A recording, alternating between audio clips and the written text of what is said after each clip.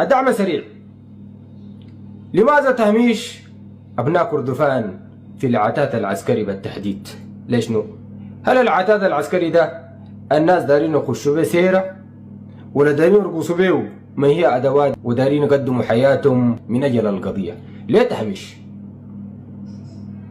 موضوع المجموعات، ما المجموعات اتكلمنا عنه كثير، قلنا هو مجموعات دي أنا شخصيا ضدها، أقلبوها إلى ألوية وكتائب. قلت لا، يبقى مدام مستمرين في برنامج المجموعات، المجموعات دي معروفة قايمة على أساس مناطقي وعلى مناطق عرقية أيضا دي المجموعات. طيب أبناء كردفان ليه تبقى قاعدين تدوهم التسليح والسيارات الجيدة؟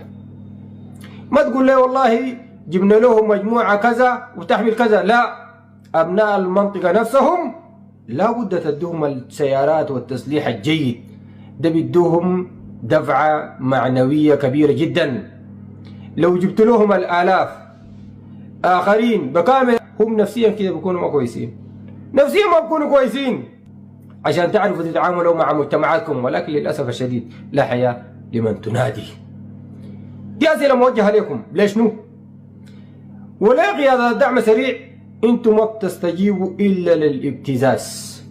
من ناوي يبتزكم يا أخي؟ كل الدنيا ناقلنا الفاشر، قال في الفاشر بتضبحوا لهم الإبل والخرفان والضال، وبعد إغاثات. الإغاثات دي ما أولى بها أهلكم اللي بدوكم رجال في دارفور في كردفان. ده دليل بأنكم استجيبوا للاستفزازات والابتزازات فقط، لكن مجتمعكم اللي بيقدم لكم الرجال الضامنينه قاعدين تتجاهلوا للأسف الشديد، قاعدين تتجاهلوا، ودي كارثة ويجب نقولها لكم في العام عشان تعالجوها. يا أخي أهلك ديلهم أهلك، أهلك اللي بينصروك وأهلك اللي بيهزموك. انتوا ليه عينكم مو مليانة بأهلكم؟ في الواقع في الميدان عارفين عينكم مليانة بأهلكم. طيب لو بتفكروا قدام مستقبلا، مستقبلكم هو أهلكم، ليه بتفكروا في أقلية ما بتضيف لكم أي حاجة؟ يخلص بكم الحال بتهتموا بأصحاب البدل والكرافتات اللي ما عندهم ولا زول واحد معكم في الميدان. يا أخي انتوا بتهتموا بهم.